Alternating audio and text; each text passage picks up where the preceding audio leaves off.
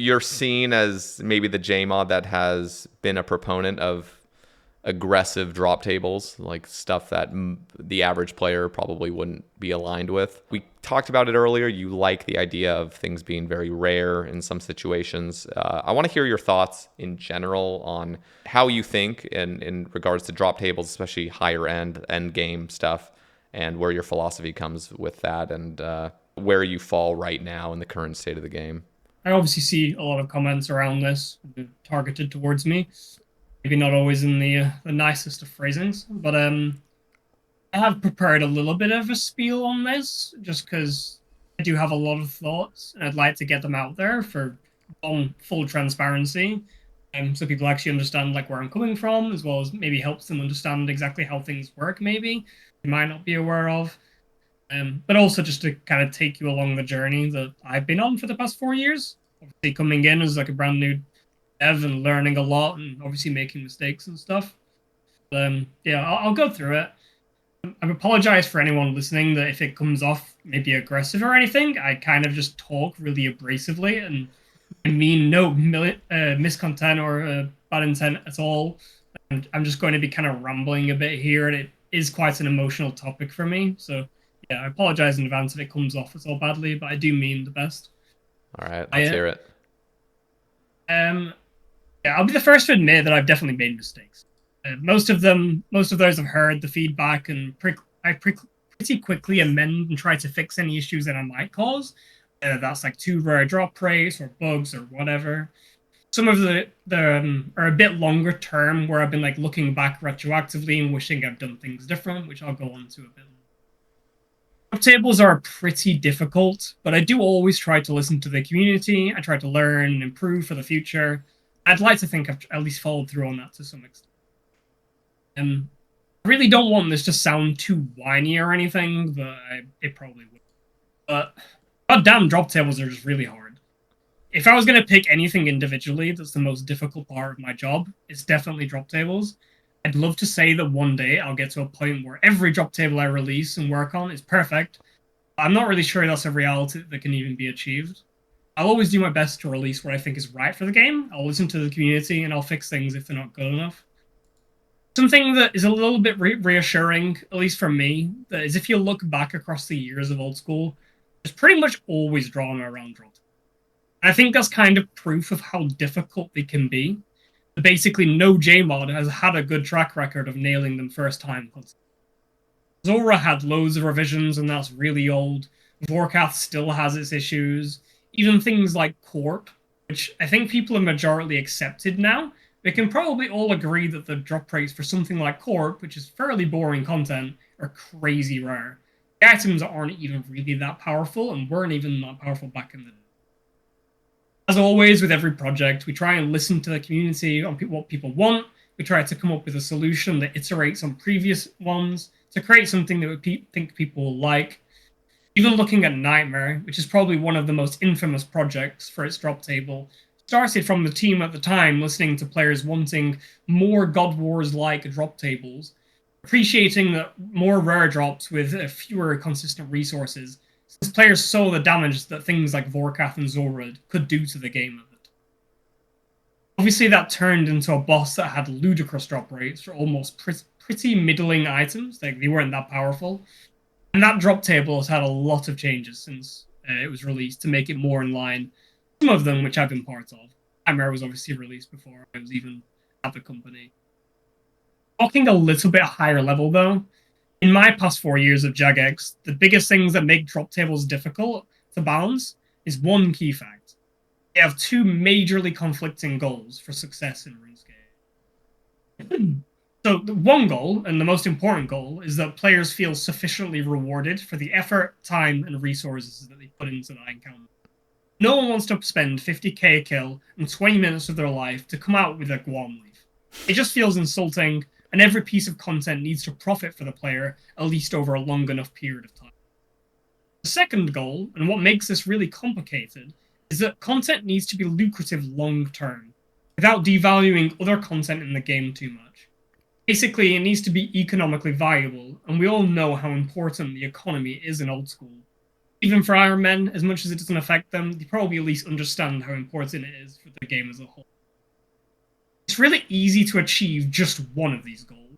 For example, if Corpse Drop Table only had the Elysian Spirit Shield and dropped no other resources, then its GP per hour would be purely dictated by the demand for the shield. It wouldn't hurt any other item economies in the process of people farming for it. This fulfills the economy part perfectly. Then you think about the actual experience of killing this boss. Kill after kill, getting absolutely nothing for thousands of kills, it would be really underwhelming and just not really worth your time. Then on the flip side, it would also be really easy to make mega lucrative drop tables with 10 unique items and loads of consistent resources and alchables. But then this would obviously have a significant effect on the value of those unique items and all the resources and alchables coming into the economy. This would have an effect on all other content that also provide those resources. For example, if a piece of content generated a lot of Ranar weeds, then doing farming for those weeds would be devalued, and any other content that generates weeds would also be less valuable. It's really easy to have this sort of like resource creep in drop tables, where if you want everything to be, for example, 3 mil an hour, then maybe your first boss needs to drop 200 Ranar weeds on average. Then that means Ranar weeds are going to go down in value, and the boss might become 2 mil an hour over time. And then the second boss comes along and also wants to be 3 mil an hour. Now we need to drop 300 Ranar weeds on average to match that, which then drops the value of Ranar weeds even more, hurting both the first and the second boss. A lot of bosses are guilty of this and introduce more and more content. One example of this is looking at Chambers of Xeric and maybe Irrit leaves. Irrits were already not really worth a lot at the time of Cox's release, but what Cox tried to do was give you a flat GP value, for example 100k, and it would basically generate 100k's worth of Irrit leaves. Because Irrit leaves weren't worth a lot at the time, that meant it gave you a shit ton of Irrit leaves, which translated into generating a ridiculous amount of them, which even then further plummeted the value of that herb.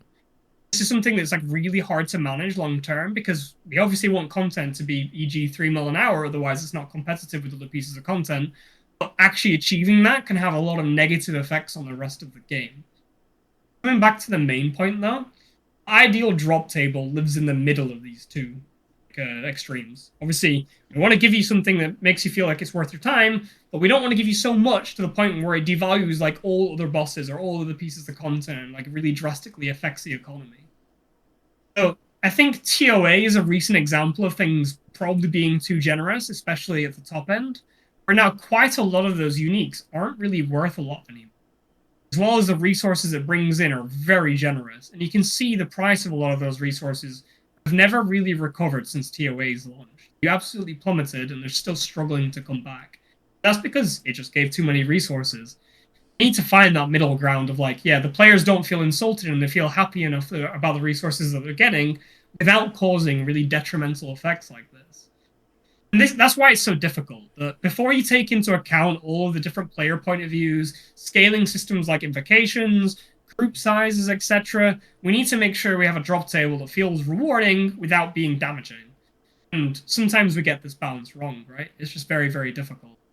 So this is why we often kind of have to just get it into a good enough spot, launch it, listen to feedback, iterate, and hopefully get it into a place that we're happy with after. Since I've joined Jagex, I've been part of a team responsible for almost every PVM update that's gone out. That by no means is saying that I'm the sole person responsible for every boss, mechanic, reward, drop table, etc. Definitely not at all. It's a very collaborative process with a bunch of devs getting involved. But it doesn't mean that I've been touching a lot of these things, and I think it's probably why people are probably putting my name towards a lot of these things. I've been around a lot of these projects, focusing on them for quite some time now.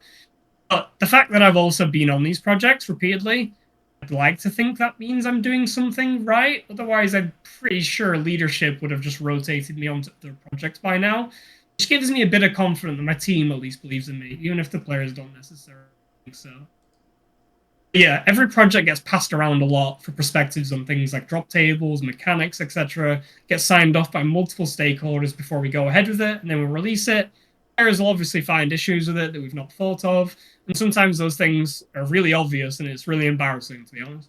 But such is life. Yeah, we're more than likely to listen to your feedback, look into fixing it and making changes.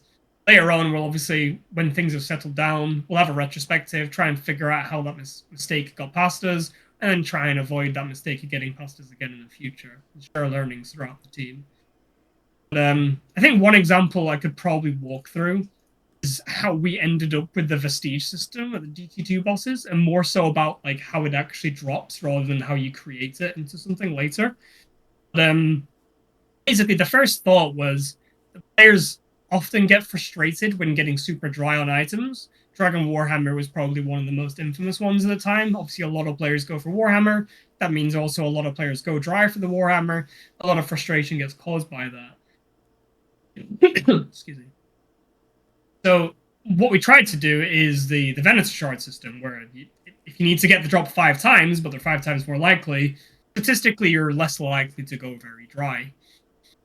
So that's why we tried the Venator shard system for the most.